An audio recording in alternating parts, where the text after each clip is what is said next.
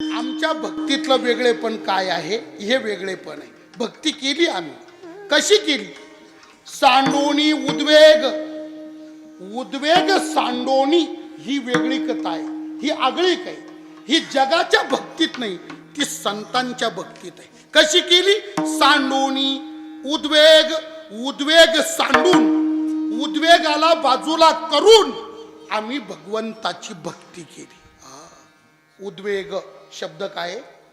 उद्वेग कोशामध्ये त्याची खूप अर्थ आहे, पर्यायी खूप अर्थ आहे. उद्वेग म्हणजे शोक, उद्वेग म्हणजे काळजी, उद्वेग म्हणजे चिंता, उद्वेग म्हणजे दुःख, उद्वेग म्हणजे मोह, असे पर्यायी अर्थ आहेत त्याचे. उद्वेग काय करतो? उद्वेग फळाची आसक्ती निर्माण करतो. भक्ती या कर्मातून मला फल प्राप्त व्हावं अशी आसक्ती निर्माण करतो आणि ते फळ मिळत नाही म्हणून मग भक्ताच्या चित्तात चिंता निर्माण होते, तळमळ निर्माण होते, त्याच्या मिळेल का नाही भय निर्माण होतं, शोक निर्माण होतो, मोह निर्माण होतो, दुःख निर्माण होतं आणि भक्ती करून त्याला रडत बसावं लागतं. कशाचा परिणाम? उद्वेगाचा. अशी वेळ भक्ती करून आमच्यावर येऊच नाही म्हणून आम्ही भक्तीचं वर्म काय ठरवलं? उद्वेगालाच बाजूला करून टाकलं. त्या भक्ती नावाच्या कर्मात उद्वेग ठेवलाच नाही, उद्वेगच बाजूला केला. सांडोणी उद्वेग. आणि एक मिनिट ऐका, विशेष असं आहे, सगळ्या जगाच्या भक्तीत उद्वेग आहे. सगळ्या जगाच्या भक्तीत उद्वेग आहे म्हणण्यापेक्षा सांगतो ऐका, गीतेने आपल्याला 4 प्रकारचे भक्त सांगितले, बरोबर? भगवद्गीतेने भक्त सांगितले किती? 4 भक्ताचे प्रकार. सगळ्या जगात भक्ती करणाऱ्यांचे वर्ग किती केले? 4. आणि त्याच्या त्या वर्गात ते माणसं बसवले भक्ती करणारे. मग या समजा भारतातली संख्या धरा 130 कोटी आहे ना, मग 130 कोटी भक्ती करणारे आहे तर त्यांचे वर्ग केले 4, बर का? आणि ते 4 प्रकार भक्ताचे सांगितले गीतेने. कुठे सांगितले? 7व्या अध्यायात सांगितले. कोणत्या श्लोकात सांगितले? या श्लोकात सांगितले. कोणत्या? या काय या चतुर्विधा भजन्ते माम जना सुकृतो अर्जुन अर्थो जिज्ञासु अर्थार्थी ज्ञानीच भरतर्षभ. 4 अर्थ 1, जिज्ञासू 2, अर्थार्थी 3 आणि मुक्त म्हणजे ज्ञानी 4. अर्थो जिज्ञासू अर्थार्थी ज्ञानीच भरतर्षभ चतुर्विधा माम भजन्ते. 4 प्रकार केले. 4 प्रकार. 4 प्रकारचे लोक अर्जुना माझी भक्ती करतात. त्याच्यात काही अर्थ आहे, काही जिज्ञासू आहे, काही अर्थार्थी आहे आणि काही ज्ञानी आहे. आता लक्ष द्या, या 4 पैकी जो ज्ञानी आहे ना तो बाजूला काढून टाका. ज्ञानी भक्त बाजूला सोडून द्या. खाली किती राहिले आता? 3. कोण 3 राहिले? अर्थ, जिज्ञासू, अर्थार्थी. आणि आता ऐका, अर्थाच्या भक्तीत उद्वेग आहे, जिज्ञासूच्या भक्तीत उद्वेग आहे, अर्थार्थीच्या भक्तीत उद्वेग आहे. उद्वेगाचा विषय प्रत्येकाचा वेगळा आहे. 2 जणांचा उद्वेगाचा विषय लौकिक आहे तर 1 जणाचा उद्वेगाचा विषय अलौकिक आहे. पण ते उद्वेगच लौकिक असला तरी उद्वेग, अलौकिक असला तरी उद्वेगच म्हणजे रडणंच, दुःखच. दुःखच उद्वेग. आता ऐका, अर्थाच्या भक्तीमध्ये उद्वेग आहे. अर्थाच्या भक्तीत कोणता उद्वेग आहे? तर देवानी संकट काळी माझं रक्षण करावं, देवानी माझ्या संकटाचं निवारण करावं, देवानी संकटातून मला वाचवावं, हा अर्थाच्या भक्तीतला उद्वेग आहे. जिज्ञासूच्या भक्तीत लौकिक उद्वेग नाही, पण माझा उद्धार व्हावा, मला देव कळावा, मला देवाचं ज्ञान व्हावं, हा जिज्ञासूच्या भक्तीतला उद्वेग आहे. भरपूर पैसा मिळावा, देवाची अशी कृपा व्हावी, चिकार संपत्ती मिळावी, म्हणजे अर्थार्थीच्या भक्तीत द्रव्य प्राप्तीचा उद्वेग, जिज्ञासूच्या भक्तीत परब्रह्माच्या स्वरूपाला जाणून घेण्याचा उद्वेग आणि अर्थाच्या भक्तीत संकट मुक्तीचा उद्वेग. ज्ञानोबा लिहितात त्या श्लोकाखाली, अर्थ तो अर्थीचेनी व्याजे, जिज्ञासू तो जाणावया लागी भजे, तिजेने तेने इच्छिजे अर्थसिद्धी विठ्ठल सगळ्या जगाच्या भक्तीत उद्वेग आहे. आमच्या भक्तीतलं वेगळेपण काय आहे तर आम्ही उद्वेगालाच बाजूला केलं. आमच्या भक्तीत उद्वेग नाही. म्हणून ऐका, तुकोबाराय पंढरपूरला गेले तर पंढरीश परमात्मा तुकोबारायांना विचारतो, महाराज तुमच्या करता काय करू? महाराज तुमच्या करता काय करू? तुकाराम महाराज देवाला म्हणतच नाही माझा असं कर का तच कर. एक दिवशी तुकोबाराई देवाला म्हटले, देवा एक काम कर, काय असं कर तसं कर, मी असं नाही बोलणार तुझ्याशी. मग तुला जे करायचं ते कर, माझ्याबद्दल माझं तुला जे वाटलं ते कर, पण असं कर तसं कर मी म्हणणार नाही. का? कारण असं कर म्हटलं तरी उद्वेग येतो, तसं किती कटाक्ष पाळला हो त्यांनी, तसं कर म्हटलं तरी. मग महाराज म्हटले तुला काय योग्य वाटतं ते कर, पण असं तसं मी म्हणणारच नाही. ऐका, नाटाचा अभंग आहे. विठ्ठल आता तुझ कळेल ते करी, आता तारी तारी मारी, तारी मारी, जवळी आत्मा दूरी धारी, जवळी आत्मा दूरी धारी, झाली संसारी आठवण, झाली संसारी आठवण,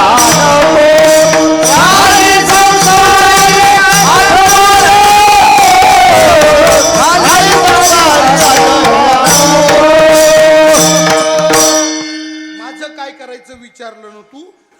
आता तुझ कळेल ते करी. हे बाई देवा, तारायचं तार, मारायचं मार, तारीशी तारी तारी मारी, जवळ करायचं कर, लांब लोटायचं लोट, जवळी अथवा दुरी धरी. संसारात दुःख भोगायला पाठवायचं ठेव, घाली संसारी, अथवा नको मला नाही कळत, तुला काय कर, शरण आलो नेन ते पणे, भावभक्ती हे मी काय जाणे, मी शरण आलोय तुला, तुला काय करायचं. याला म्हणतात उद्वेग रहितता. कारण हे बा ऐका, काय राहत माहिती का, जवळ कर म्हटलं तरी उद्वेग, दूर ठेव म्हटलं तरी उद्वेग, संसारात घाल म्हटलं तरी उद्वेग, परमार्थात घाल म्हटलं तरी उद्वेग. त्याच्यापेक्षा देवा तुला जे करायचं ते कर, असं कर तसं कर मी म्हणणार नाही. याला म्हणतात उद्वेग रहितता. तुकोबाराय म्हणतात आमच्या भक्तीचा विशेष काय, उद्वेग रहित म्हणजे फळच नाही, भक्तीतून काही मिळावं हा भावच तिथं नाही, फलाच्या अपेक्षेनं भक्ती केलीच नाही, उद्वेग रहित अवस्था. विठ्ठल फक्त भगवंताकडून इच्छा करीत नाही महाराज. ऐकता का एक मिनिट, वेळ संपत आलाय पण ऐका. काय नरसिंहाला प्रल्हादानी, आपला त्या नरसिंह भगवंतानी प्रल्हादाला हिरण्यकश्यपूला मारलं, खूप क्रोधायमान झाला, खूप संतापला. कोण? नरसिंह. आणि तो नरसिंह इतका क्रोधायमान झाला आणि इकडं तिकडं असा पाहत होता, फिरत होता, त्या हिरण्यकश्यपूच्या प्रेतावर प्रेत तांडव करीत होता. त्याला प्रल्हाद दिसत नव्हता आणि त्या गर्दीत अचानक प्रल्हाद दिसला आणि प्रल्हादाला पटकन त्यांनी उचललं नरसिंहाने आणि कडेवर घेतलं आणि शांत झाला, शांत झाला. प्रल्हादाला पाहिलं, नरसिंह शांत झाला. विठ्ठला नाम प्रल्हाद उच्चारी, नाम प्रल्हाद उच्चारी, नाम प्रल्हाद उच्चारी, दया सोडवी दया उचलून घेतला कडेवरी, उचलून घेतला कडेवरी, उचलून घेतला कडेवरी, भक्ता केली माला, भक्ता केली वावा, दिसू केली वाला,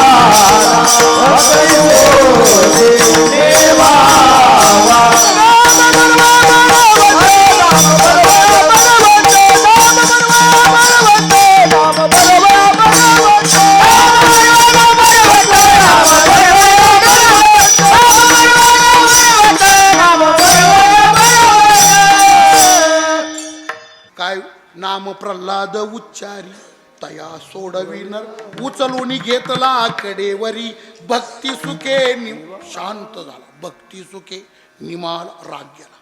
आणि त्या प्रल्हादाला नरसिंह म्हटला काहीतरी माग. प्रल्हाद म्हटला मागत नाही देवा. अरे तुला कळत नाही, मागावं लागतं. मग लेकरा लहान आहे तू, माग. नको देवा, मला लागत नाही, मला लागत नाही, मागायचंच नाही. अरे तुला कळत नाही प्रल्हादा, मागावं लागतं बाबा, माग तू. मी प्रसन्न. अरे मला लागतच नाही देवा, मला मागायचं नाही, काही नको, तू पुरा मागाई म्हणू नको. प्रल्हादाला नरसिंह म्हटला तू बालक आहे, तुझी बालबुद्धी आहे. भागवतातला शब्द काय? त्वम बालिशहा बालिशमते. त्वम बालिशहा, तू बालक आहे, बालिशमते, तुझी बुद्धी बाल आहे, तुला कळत नाही, समज नाही तुझ्या बुद्धीला, मागावं लागतं, माग. प्रल्हाद म्हटला नाही देवा, मागणार नाही. अरे मागावंच लागतं, माग. मागत नाही. 100 वेळा प्रल्हाद नको म्हणतो, नरसिंह मागच म्हणतो. तर प्रल्हादाला देवाचा राग आला. प्रल्हाद म्हटला देवा काय लावलं रे तू?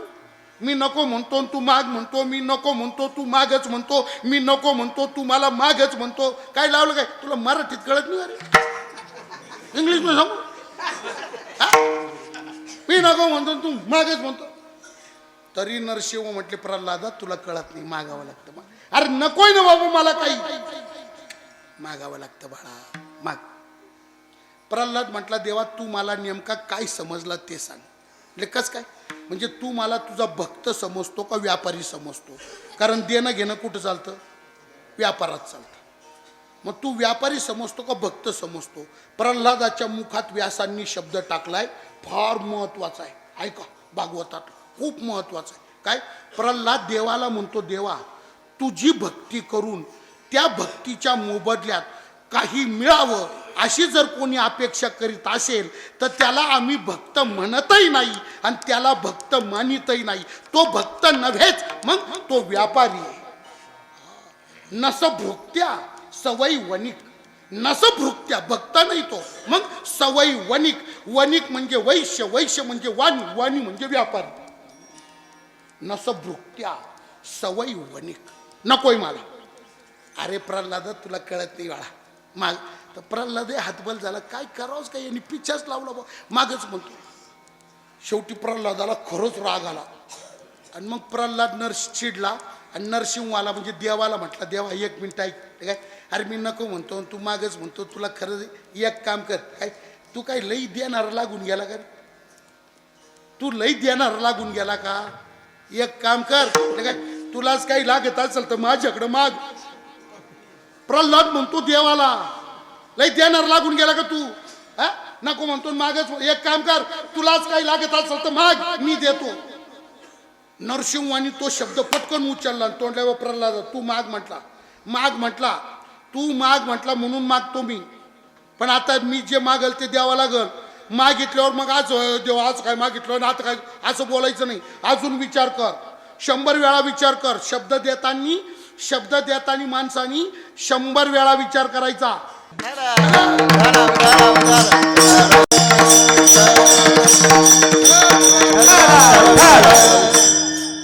गाथ्याचा अभंग आहे, तुकोबारायांचा अभंग आहे बरं का. शब्द देणाऱ्या माणसानी शब्द पाळला जाईल का आपल्याकडून याचा खरंच विचार करावा आणि मग समोरच्याला शब्द द्यावा. विचारतो वचनाआधी. अभंग पाहून घ्या सकाळी गाथ्यात. सुरुवात काय त्याची? विचारतो वचनाआधी. वचन देण्याच्या आधी विचार करायचा, वचन देऊन विचारात पडायचं नाही. मग विचार करून वचन द्यायचं. सभेला उभं राहिला ना बोलायला बसा बसा आश्वासन सोडित राहायचे नाही. आधी विचार करायचा 5 वर्षात एवढे काम आपल्याच्यानी होतील का? एवढे कमी दिवस एवढे काम करायला पुरतील का? आधी विचार करायचा मग वचन द्यायचं. बघ प्रल्हादा वचन दिलंय, तू माग म्हटलाय, मी मागणार ते द्यावं लागणार. बरं मग मागं फिरायचं नाही. अरे नाही फिरत म्हटलं मागं चाल, माग. काय तुझी इच्छा असेल तर माग, देतो म्हटला, पूर्ण करतो इच्छा तुझी, सांग काय लागतं तुला. बघ बर, अरे माग. आणि मग नरसिंह म्हटला मागतो बर का, माग. काय माग नाही तुझं? नरसिंह भगवंतानी प्रल्हादाला सांगितलं, प्रल्हादा एकच इच्छा आहे माझी, एकच मागणं, एकच इच्छा. कोणती? तू माझ्याकडं काहीतरी मागावं, एवढीच इच्छा आहे मला, दुसरं काही नको. क्या बात. शेवटी देव म्हटला का चतुरातू शिरो, शब्दात पकडला. तो माग म्हटला तर त्यांनी काय मागितलं त्याच्याकडं? तू माझ्याकडं काहीतरी मागावं एवढीच इच्छा आहे एक आणि ती पूर्ण करतो. पण तोही प्रल्हाद होता, याचाच भक्त होता. तो म्हटला ठीक आहे देवा, मी तुझ्याकडे काहीतरी मागावं अशी तुझी इच्छा आहे ना, मागतो. आणि मागतो म्हटल्यावर त्या नरसिंह भगवंताला एवढा आनंद झाला. बोल ना प्रल्हादा, काय देऊ? प्रल्हाद म्हटला देवा एकच द्या, एकच द्या. काय द्या? आजपासून मरेपर्यंत कोणाकडं काही मागायची इच्छाच होऊ नये असं द्या. अभंग आहे गाथ्यात, अभंग आहे विठ्ठला. मागणे ते सरे आईशे करी, आईशे करी देवा. मागणे ते सरे आईशे करी देवा. आईशे करी देवा. मागणे ते सरे आईशे करी देवा. आईशे करी देवा. मागणे ते सरे आईशे करी देवा. आईशे करी देवा. नाही तरी देवा सांगा पुढे. काहीतरी सेवा, काहीतरी सेवा सांगा पुढे. द्या देवा, मी मागावं इच्छा आहे ना तुमची, मागतो द्या. बोल ना प्रल्हादा, काय देऊ? मागणे ते सरे आईशे करी देवा. नाही तरी म्हणजे मला काय बोलायचंय, भक्त अपेक्षा करीत नाही, फळाची इच्छाच करीत नाही. आणि भक्ती करूनही फळाची इच्छा न करणं याचं नाव आहे उद्वेग रहित भक्ती करणं. तुकोबाराय म्हणतात कटाक्षाने भक्ती केली, उद्वेगाला बाजूला ठेवून. म्हणून रडायची पाळी नाही आली बरं का. भक्ती आम्ही केली सांडोणी उद्वेग. बरोबर महाराज, उद्वेग सांडून तुम्ही भगवंताची भक्ती केली, आलं लक्षात. तुमच्या भक्तीचं वेगळे पण कळलं आम्हाला. जगाच्या भक्तीत उद्वेग आहे, तुमच्या भक्तीत उद्वेग नाही, आलं लक्षात. आता एक सांगा, काय उद्वेग बाजूला ठेवून तुम्ही भगवंताची भक्ती केली तर या भक्तीनी प्राप्ती काय झाली, नेमकं काय मिळालं तुम्हाला? मग या उद्वेग रहित भक्तीनं आम्हाला काय प्राप्त झालं विचार सांगतात महाराज. पावलो हे संग सुख याचे, सुख याचे. पावलो हे संग सुख याचे. सुख याचे. पावलो हे संग सुख याचे. पावलो हे सुख. भक्ती आम्ही केली सांगते काय. पावलो हे संग सुख याचे. पावलो हे संग सुख याचे. भक्ती आम्ही केली झालो उद्वेग. पावलो हे संग सुख याचे. पावलो हे संग सुख याचे. परिणाम काय काय मिळालं? महाराज म्हणतात या भक्तीचा परिणाम आहे. काय मिळालं? पावलो हे संग सुख याचे. देव प्राप्त झाला, देव प्राप्त झाला. गणपती बाप्पाच्या रूपाने आला, शंकर परमात्म्याच्या शिवलिंग पिंडी नंदिकेश्वराच्या रूपाने आला. आमचा घर नंबर विचारित आला, आम्हाला नाही शोधावं लागलं त्याला. आम्ही काय केलं? आम्ही फक्त उद्वेग रहित भक्ती केली. परिणाम काय झाला? भगवान प्राप्त झाला, आमच्या स्थानावर येऊन प्रगट झाला, देव मिळाला, देव मिळाला. पावलो हे संग. महाराज भक्तीचा विशेष आहे, ऐका. भक्ती काय करते? भक्ती जीवाला थेट भगवंताची प्राप्ती करून देते. इतकं डायरेक्ट कनेक्शन देवाशी दुसरं कोणत्या साधनाचं नाही. ज्ञान ज्ञान म्हणताना ज्ञान ज्ञान ज्ञान लई जडजड शब्द आहे त्याला. आत्मज्ञान, तत्वज्ञान, ब्रह्मज्ञान, वेदांत ज्ञान, हे ज्ञान म्हणतात ना. ज्ञानाने देव मिळत नाही. काय सगळे शास्त्र वाचून पहा, ज्ञानाने देव मिळत नाही. मग ज्ञान काय करतं? ज्ञान फक्त आपल्या वृत्तीला त्याच्या स्वरूपाची जाणीव करून देतं. देव असा आहे, देव असा आहे, देव असा नाही आणि देव असा आहे, ही जाणीव कोण करून देतं? ज्ञान. मग ज्ञानाने देव कळतो, ज्ञानाने देव कळतो, पण भक्तीनं देव मिळतो. ज्ञानापेक्षा भक्ती श्रेष्ठ का आहे?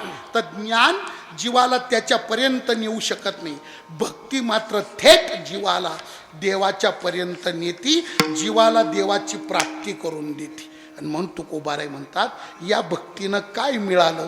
तर भगवंताची संगती प्राप्त झाली, अखंड त्याचा संग मिळाला. महाराज बोलले, भक्ती आम्ही केली सांडोनी उद्वेग, परिणाम पावलो हे संग सुख याची. बरोबर. पण समजा 34 वर्ष झाले बुवा, देव तुमच्या संगतीत आला, तुम्ही देवाच्या संगतीत गेले, देव प्रगट झाले आणि तुम्हाला देवाचा संग मिळाला. बरोबर. पण देवाच्या संगतीत तुम्हाला नेमकं काय मिळतं? देवाची संगत केली तर त्याच्या संगतीमध्ये नेमकं काय मिळतं? तर देवाच्या संगतीत काय मिळालं? महाराज दुसऱ्या चरणात, सुख झाले दयाचा संग, ओ सुख झाले दयाचा संग,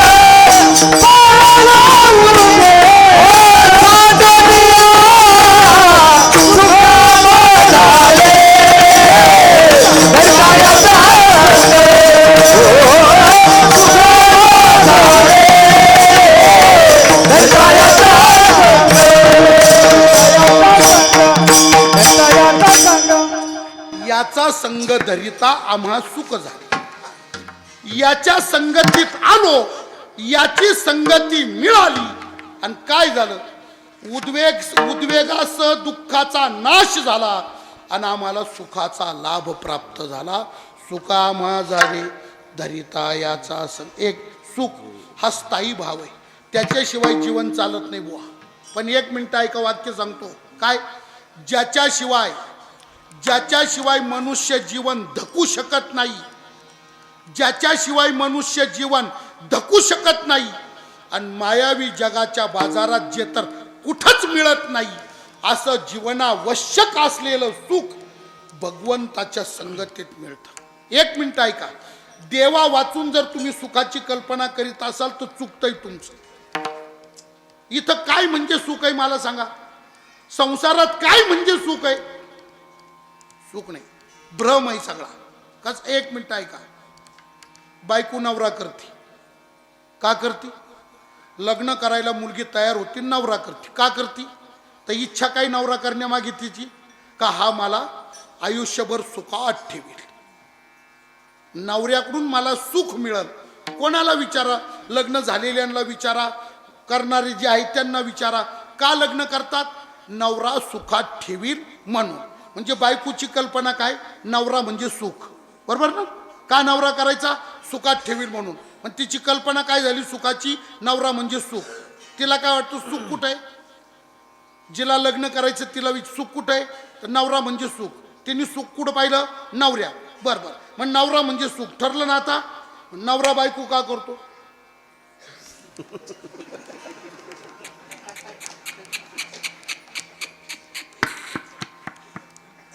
का बायको करते? ती मला मरस्तवर सुख देईल म्हणून. म्हणजे त्यांनी सुखाची कल्पना कुठं केली? बायको म्हणजे सुख. याचा अर्थ लक्षात आला का तुमच्या? नवऱ्याला वाटतं बायको सुख आहे, बायकोला वाटतं नवऱ्यात सुख आहे, आणि खरी परिस्थिती अशी, याच्याकडं सुख नाही, तिच्याकडं सुख नाही, म्हणून लग्न करून मरस्तवर रडारडी चालते. सुखाच्या कल्पना हा भ्रम आहे आपला. सोनं म्हणजे सुख का, चांदी म्हणजे सुख का, नोटा म्हणजे सुख का, 500च्या म्हणजे सुख का, 2000च्या नोट सुख म्हणजे काय आहे? पेढे म्हणजे सुख का, गुलाबजाम म्हणजे सुख का, सुख म्हणजे काय? पोरगा म्हणजे सुख का, नातू म्हणजे सुख का, जावई म्हणजे सुख का, मेवणी म्हणजे सुख? सुख काय? काय सुख नाही महाराज. अरे ज्याच्याशिवाय जीवन धकूच शकत नाही आणि मायावी जगाच्या बाजारात जे तर कुठंच मिळत नाही, असं जीवनावश्यक जे सुख आहे ना ते फक्त भगवंताजवळ आहे. अजून ऐका, तुम्ही या जीवनात देवा वाचून मी सुखी होईल अशी जर तुमची इच्छा असेल तर तुमची इच्छा नादाने सोडून द्या. का? देवा वाचून मरेपर्यंत तुम्ही सुखी होऊ शकत नाही. हा तुकोबारायचा अभंग घरी घेऊन जा.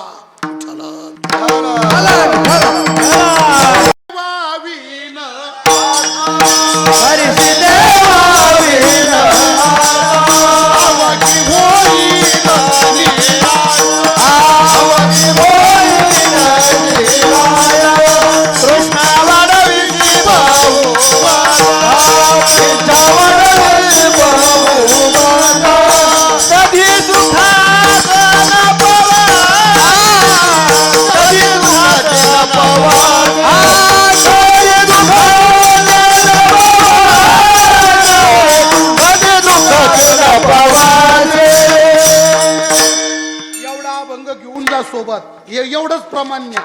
करीशी देवाविन आस, देवा वाचून सुख अशी इच्छा नका करू. करीशी देवाविन आस, अवघी होईल निरास, इच्छा वाढविशी बहुवस. शेवटचं पद ऐका, कधी सुखास न पवश. सुख कुठे? सुख फक्त देवाजवळ आहे. तुकोबाराय म्हणतात, भक्तीनं देव मिळाला आणि देवाच्या संगतीत आम्ही पूर्ण सुखी झालो. सुकामा झाले धरिता याचा संग, पळाले उद्वेग सांडोनिया. मग विचारलं एकाने, महाराज किती सुख मिळालं? देवाच्या संगतीत सुख मिळालं तर किती मिळालं? तुकोबाराय म्हणतात, गड्या सुख मिळालं एवढंच खरं, पण किती मिळालं सांगा म्हटले तर ते शब्दांनी सांगता येत नाही. ते अमर्याद काय असतं, लिमिटेड गोष्ट असली तर ती बोलता येते, वाचेत बसते, वाचेचा विषय होतो. अमर्याद गोष्ट आहे ना शब्दांनी प्रगट नाही करता येत, शब्दाचा विषय नाही होत. समजा तुमच्या गावाला पाणी पुरवठा करणारी पाण्याची टाकी आहे की नाही, वॉटर सप्लाय नळाची, मग त्या टाकीची क्षमता सांगते ती 5 lakh litre, 10 lakh litre, 40 lakh litre, 70 lakh litre असं सांगता येतं. पण एक माणूस मुंबईला गेला, 10 दिवस राहिला, रोज समुद्रात फिरायचा, मस्त 20-20 किलोमीटर जाऊन यायचा आणि तिकडून गावाकडे आला 10व्या दिवशी. तर मग त्या मित्रांमध्ये म्हाताऱ्यांमध्ये बसला. म्हातारी म्हटली, दिसलाच नाही 7-8 दिवस, तुला माहीत नाही का? म्हणजे मुंबईला गेलो होतो ना. मुंबईला काय पाहिलं? समुद्र. कसा राहतो रे? तो म्हटलं, विचारूच नको, विचारूच नको. हा म्हटलं, म्हणजे? अरे जिकडं पाहिलं तिकडं पाणीच पाणी, पाणीच पाणी, नजरच पुरत नाही आपली, नजरच पुरत नाही. 50 किलोमीटर गेलं आणि 100 किलोमीटर गेलं ना, पाणीच पाणी, पाणीच पाणी, नुसतं पाणी. एक जण म्हणजे, माझं किती लिटर असेल रे ते? समुद्राचं पाणी किती लिटर येईल का सांगता येईल का? तसं देवाकडून त्याच्या संगतीत जीवाला जे सुख होतं ना, किती सांगता येत. एकच ओवी बोलतो, नाथ महाराजांची भागवतातली. उद्धवाला नाथ महाराज भगवान म्हटले, उद्धवा ऐक, देशे काळे वेदानुवादा, ज्या सुखाची न करवे मर्यादा, त्या सुखाची सुख संपदा, मदभक्त सदा भोगीती.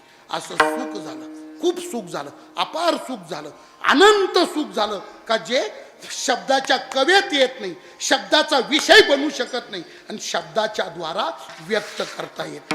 तरी पण सांगा ना, मग तुकोबाराय बोलली, इतकं सुख झालं विठ्ठल.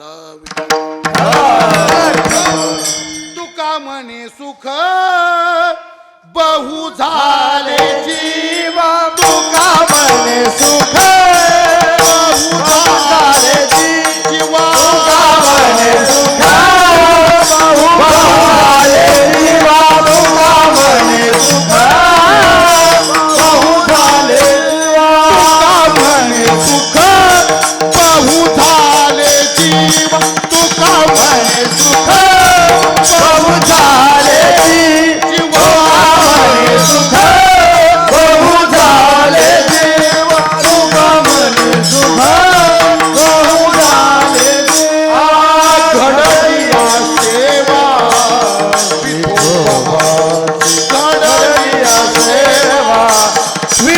विठोबाची सुखावा झाले धरितायाचा संग सुखावा झाले धरितायाचा संग घडविया सेवा घडविया सेवा सुखावा झाले धरितायाचा संग सुखावा झाले धरितायाचा संग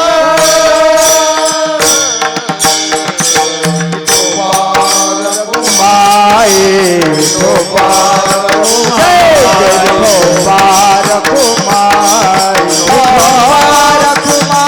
विठोबा रखुमाई विठोबा रखुमाई विठोबा